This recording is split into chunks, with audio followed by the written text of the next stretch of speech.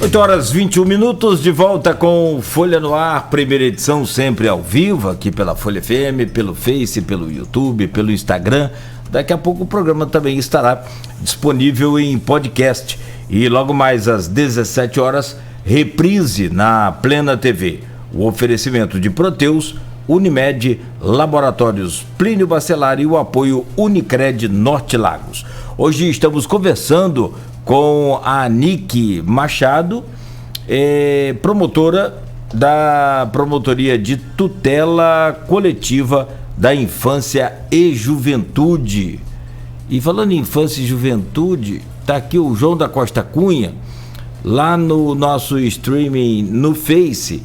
Ele compartilha com a gente aqui uma opinião, uma mensagem dele, e diz o seguinte: doutora Anique, bom dia, meu nome é João Paulo, o nome da conta eu acho que é João da Costa Cunha, e ele diz aqui, se apresenta como João Paulo, sou conselheiro titular suplente, tive a oportunidade de, durante um período, de exercer a função de conselheiro efetivo. Pois bem, no exercício da função, identifiquei a necessidade urgente de programas de qualificação e profissionalização de adolescentes a partir dos 14 anos, conforme dispõe o ECA. Ademais, está vigente a lei de cotas para jovem aprendiz. Deixa eu ver se continua aqui. Entretanto, falta fiscalização e são poucas as intervenções que fornecem essa oportunidade. Gostaria de comentar, Anique?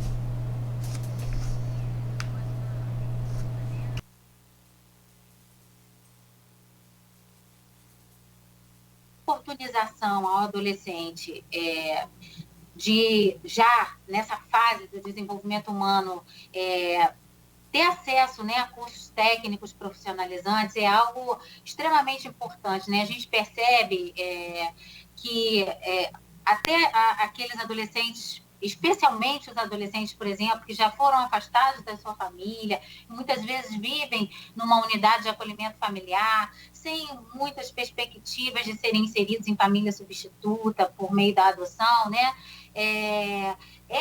Há um anseio muito grande desse adolescente, assim como daqueles que egressos de um sistema como o DEGAS, por exemplo, pela prática de atos infracionais, de mudar a sua realidade através da atividade laborativa. Então, a oferta, né, desse tipo de programas que oferecem essa qualificação é indispensável. A gente, infelizmente, ainda conta com muito poucas oportunidades. O jovem aprendiz tem aberto, no início desse ano, um número até maior do que nos outros de vagas, né, para que os adolescentes possam ter essa oportunidade. Mas ainda está muito aquém daquilo que seria o ideal. Então, assim, por parte do Ministério Público, existe um inquérito civil no sentido de buscar, junto ao Poder Público Municipal, a Fundação Municipal da Criança e do Adolescente especificamente, né, que em Campos é uma entidade responsável pela execução das políticas públicas na área da infância, né, para que ela implemente os cursos profissionalizantes, que mesmo agora, durante a pandemia, vinham sendo ofertados de forma remota, já de forma presencial e com ampliação do número de vagas, para que a gente possa oferecer a um número maior de adolescentes essa experiência, né, de estarem em atividade laborativa, obedecidos todos os critérios legais, né, mas já está se qualificando. A gente percebe que o adolescente que vivencia essa experiência, ele consegue despertar em si mesmo, né, sonhos, expectativas em relação ao seu futuro, e isso se reflete no seu comportamento, no convívio social, na sua apresentação dos aspectos psíquicos, emocionais. Então, assim, a gente tem procurado, por meio desses inquéritos civis, fomentar isso por meio da oferta do Poder Público Municipal. Anique, um outro assunto que a gente preparou para conversar aqui nesse bate-papo de hoje aqui na Folha FM foi a questão da violência contra criança e adolescente. está inserido aí no contexto de violência doméstica também, né? Como nós falamos também nesse período de pandemia, teve uma queda nos registros, embora uma percepção de aumento de ocorrências na questão da violência contra a mulher, né? Que é um caso de violência doméstica que é mais impactante. Agora, em relação à criança e adolescente, a percepção é a mesma? Esse período de confinamento, sobretudo no período de regras mais rígidas de distanciamento social, teve um aumento da incidência de casos? Vocês têm levantamento quanto a isso? Acompanham essa questão de aumento de registros ou percepção de aumento de ocorrências e mesmo assim com menos registros nesse período de pandemia de violência contra criança e adolescente? Olha, por incrível que possa parecer, realmente a gente tem observado, mesmo na pandemia, já nas estimativas de dados levantados, fazendo um comparativo de 2019, 2020, 2021, um número gradual de aumento mesmo de casos de violência sexual. A gente fez esse levantamento junto a informações dos 5 conselhos tutelares de Campos, né? E a gente pôde ver que mesmo o conselho tutelar, tendo trabalhado em parte no ano de 2020, de forma remota, né, com plantões contínuos, mas uma parte de forma remota, e com isso a gente teve a subnotificação ainda maior dos casos, porque muitos não chegavam a ser denunciados, e mesmo assim a gente conseguiu identificar um aumento significativo, né? E uma perspectiva de que agora, em 2021, esse levantamento foi feito no primeiro semestre de 2021, e já naquela época a gente via sinais de que esse ano de 2021 a gente teria ainda notícias de um número ainda maior que 2020 e 2019 de violência sexual infantil, né, em relação a crianças e adolescentes. E a gente percebe que a pandemia agravou isso, sim, claro, né, porque a gente sabe que a maior parte dos casos de violência sexual acontece no núcleo familiar, né? Por pessoas da própria família, às vezes pais, tios, irmãos, enfim. E que muitas vezes o fato de ser no núcleo familiar dificulta a denúncia desses casos, porque isso pode gerar toda uma mudança na dinâmica familiar daquele núcleo, né? Muitas vezes a mãe é dependente economicamente ou emocionalmente daquele abusador e tem dificuldades de denunciar o fato. Então, assim, é um tipo de violência bem difícil de se combater. Com a pandemia, com o isolamento social, com o fato das crianças estarem distantes dos espaços comunitários, terem deixado de frequentar as escolas, porque as escolas têm um papel importante nisso. Muitas vezes o professor era aquele que identificava sinais de abuso sexual, ou espaços mesmo da saúde, né? Houve uma época da pandemia em que as pessoas só procuravam o hospital em casos gravíssimos, porque preferiam muitas vezes resolver a situação em casa. Então as crianças ficaram meio que escondidas, né, da sociedade. E muitas vezes foram objetos de violência sexual mais ainda do que antes. E a gente, então, tem um inquérito civil que foi instaurado desde 2017 na nossa promotoria, com o objetivo de levar a discussão da comunidade, de provocar um fórum permanente de debates em torno desse tema, né, juntando diversos setores da sociedade. Polícia Civil, Polícia Militar, os componentes da Rede de Proteção à Infância e Juventude, como Conselho Tutelar, CREAS, CRAS, área da saúde, né, diretores de hospitais, secretário de saúde, enfim, reunir ali o conjunto, né, daquelas pessoas que integram o sistema de garantias de direitos das crianças e adolescentes. E ao longo das reuniões realizadas desde 2017, foi identificado, né, que, diante da realidade de Campos, e da identificação de que um número muito pequeno de casos era realmente noticiado à polícia e podia ser atendido, e essas crianças podiam ser protegidas, de que era necessário tentar reunir os serviços de atendimento à vítima de violência sexual, crianças e adolescentes, num único lugar, né? Juntar o trabalho da Polícia Civil, da Polícia Técnica, as perícias, os serviços médicos, a profilaxia às vítimas de abuso sexual, para evitar doenças sexualmente transmissíveis, o atendimento, aquela acolhida que a assistente social pode fazer, os serviços de psicologia, a própria aplicação de medidas protetivas por parte do Conselho Tutelar, tudo isso num só espaço. Né? Na verdade, a união desses serviços no único espaço já acontecia em alguns pontos espalhados pelo Brasil, poucos, mas alguns já espalhados, como no município do Rio de Janeiro, no Hospital Souza Guiar. Né? Esses serviços já eram ofertados à população dentro do hospital. Então, ao longo desses anos que antecederam a pandemia, a gente identificou essa necessidade e começou a trabalhar nesse sentido. Encontramos algumas dificuldades naquela época, mas foi identificado que o Hospital Ferreira Machado seria ali o que apresentava maiores condições para oferecer esses serviços.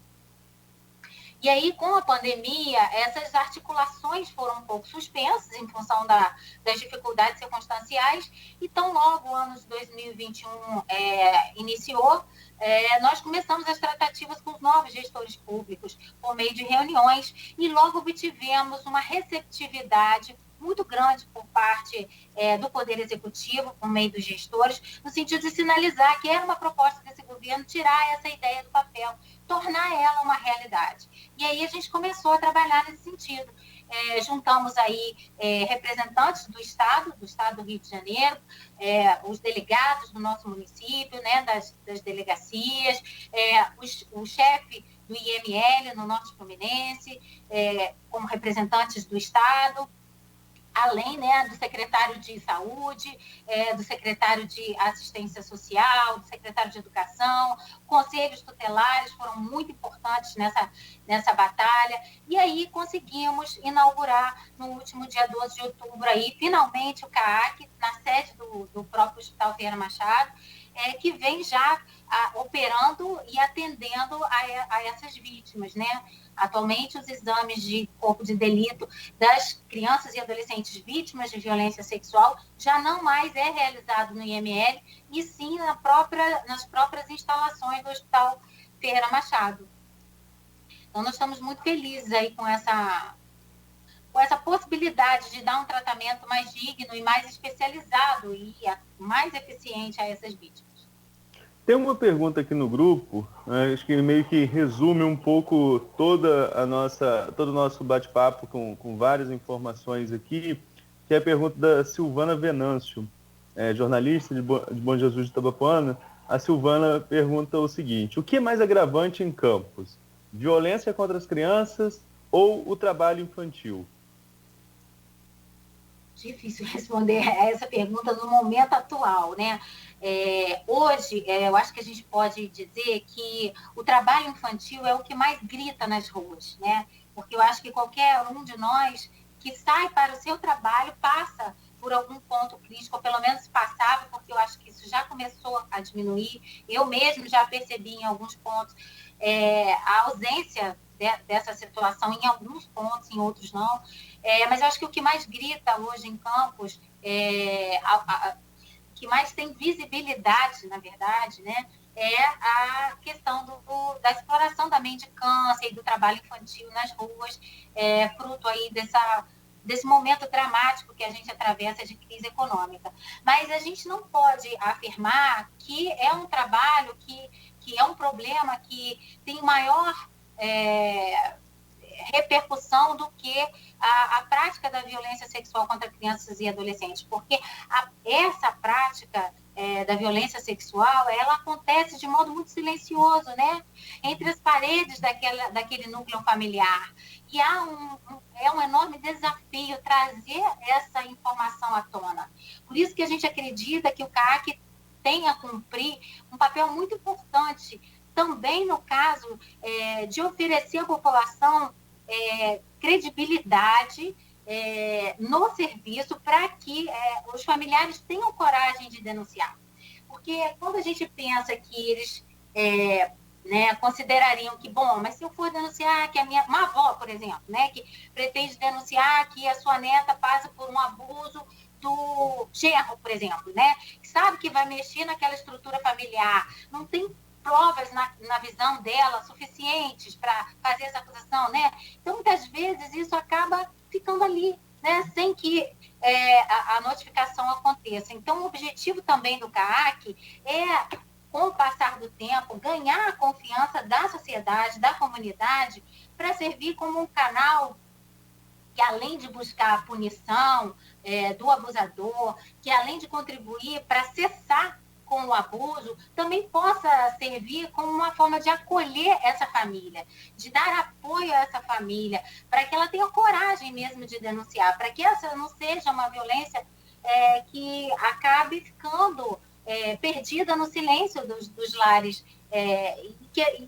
A ideia, né, é de que o número de casos venha a ser realmente conhecido, né? E não fique subnotificado, como hoje a gente enfrenta. Então, não daria para dizer que é maior ou que é menor. É tão grave quanto. Apenas a violência sexual ela é mais silenciosa, ela fica mais encoberta do que a exploração do trabalho infantil. Aníque, nós temos vários casos no Brasil, e infelizmente por isso, que se tornaram famosos aí por agressão e até chegando a vias de fato e tirando a vida dessas crianças. O último, ou pelo menos um dos mais recentes aí, é o do Henri Borel, filho do agora ex-vereador do Rio de Janeiro, Jairinho, né? Enteado do Jairinho. Enteado, filho da Monique, né? Esposa, enteado. Obrigado, Arnaldo. Mas, na verdade, o caso que eu cito é só para a gente fazer um parâmetro. O que os envolvidos, direto ou indiretamente, como a senhora falou, sobre avós, e a gente vê e sabe de muitos casos de avós que, né, os avós que criam os netos, e aí tem toda uma relação destruída da família, aquela coisa. De que forma a senhora poderia alertar, chamar a atenção dessas pessoas que estão passando por isso hoje, para que evite chegar a essa tragédia? Então, assim, eu acho que é importante, né, que os familiares tenham sempre consigo a ideia de que a criança não tem como se defender, né? Ela não tem como pedir ajuda. Quanto mais tenra a idade da vítima de abuso, mais difícil é para que ela possa falar. E há toda uma questão emocional que envolve o abuso. Muitas vezes o abusador corrompe a própria criança ou ameaça a criança para que ela fale. Então, no momento em que a criança procura um familiar para finalmente confidenciar aquilo que para ela é extremamente difícil, né? Envolve um aspecto muito íntimo do ser humano, que é a sexualidade, numa idade ainda tão tenra, que a incapacita tanto a lidar com isso, que esses familiares tenham a ideia do quanto são responsáveis, não só moralmente pela denúncia disso, né, mas como pelo fato de que muitas vezes são a única pessoa que realmente pode contribuir para pôr fim àquilo.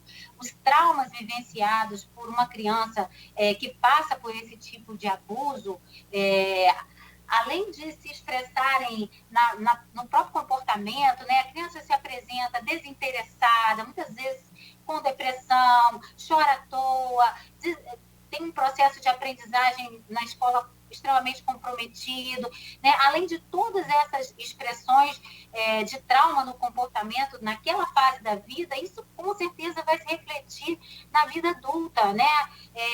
Na questão da autoconfiança, na maneira dela se colocar nas relações interpessoais com o outro.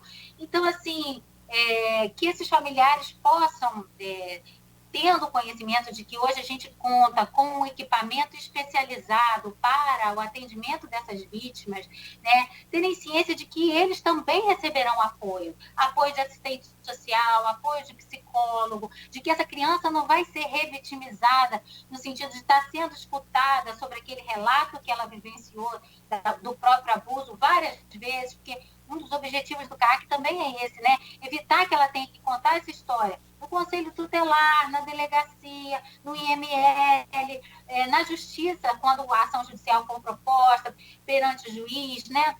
A ideia é reduzir ao máximo o número de vezes em que ela tem que reviver esse acontecimento. Então, que essas pessoas, esses familiares, possam compreender que Campos hoje conta, sim, com um serviço especializado que está se aprimorando a cada dia, né, para oferecer esse apoio também à família, né, inclusive o apoio psicológico, com a psicoterapia posterior a esse primeiro atendimento no CAAC, na própria rede pública. A gente tem um outro programa, que é o Fortalecer, que é oferecido pelo município de Campos já há muitos anos, que atende especificamente a vítimas de violência sexual. Ali a gente conta com assistente social e psicólogo e com uma abordagem ao núcleo familiar. Então, a ideia é tentar, de alguma forma, harmonizar as relações familiares que envolvem aquela criança para minimizar ainda mais os danos sofridos pela violência, que não se pode apagar, mas que se tem que tentar ressignificar aquela experiência para que ela possa conviver com esse fato de uma forma menos sofrida.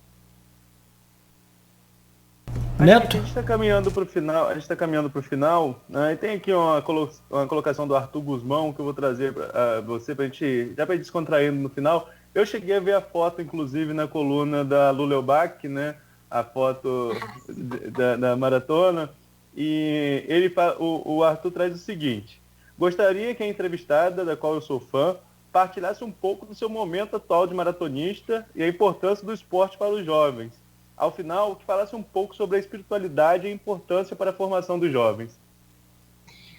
Tenho que agradecer muito a esse amigo, né, pelas palavras, né? É um prazer poder interagir com ele através de vocês aqui, né? Nós nos formamos juntos na faculdade, estudamos juntos, enfim.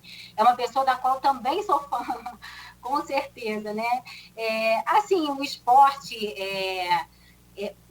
para mim, especificamente, assim, um momento de prazer, de autocuidado, né? E, assim, acho que a questão da espiritualidade, como ele bem colocou, é algo que nos ajuda a enfrentar os momentos difíceis, especialmente agora, nesse período de pandemia. Eu acho que foi uma oportunidade para que as pessoas pudessem se voltar para essas questões, né? Tanto do autoconhecimento, por meio das reflexões pessoais de cada um, na sua trajetória de vida, de experiências, como também para aquilo que fala um pouco além, né, dessa vida material que a gente acaba tendo que conviver e que se perde, às vezes, na mecanicidade do dia a dia, né? No cumprimento das tarefas e tudo. Então, acho que a pandemia deu uma parada, né? Obrigou a gente a se voltar para essas questões. E essa é a parte boa, né? Porque de tudo, por pior que seja, a gente falar da pandemia como algo muito ruim, com certeza o objetivo, eu acho que das experiências negativas é exatamente... O objetivo positivo disso é que a gente possa extrair aprendizado, né? Acho que a pandemia foi um convite a isso, pelo menos, né? A essa reflexão sobre as questões espirituais e o esporte entra nisso, né? Na verdade, como uma oportunidade para a gente desenvolver habilidades interpessoais, porque a gente convive com outras pessoas, habilidades físicas, né? Porque acaba a gente buscando sempre a evolução através desse instrumento que é o esporte. E, enfim, eu acho que assim, na área da infância também é uma preocupação nossa, né? Aproveitando para falar disso, também temos buscado junto ao poder público a implementação das atividades esportivas da forma mais rápida possível às crianças e adolescentes. Algumas já retornaram, outras ainda estão sendo ofertadas de forma muito tímida. Então, eu acho que, assim, o esporte e a espiritualidade, né, como diz o meu amigo, que é um inspirador também nessa área, principalmente da espiritualidade, que são os nossos sinais, né, as nossas sinalizações, guias que podem alavancar o nosso progresso evolutivo. Muito bom poder conversar com você, Alex. Espero que essa seja aí, acho que da minha parte aqui, antes era o Marco Antônio Rodrigues, né? Acho que da minha época para cá é a primeira vez, com certeza. Não sei aqui na rádio, mas que seja a primeira de muitas, então.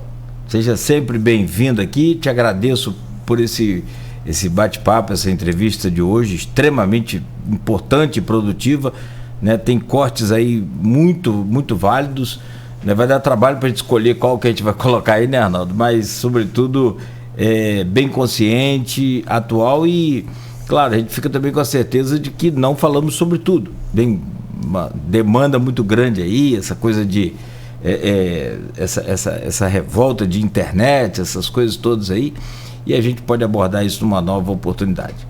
Muito obrigado pela sua presença aqui virtual, né?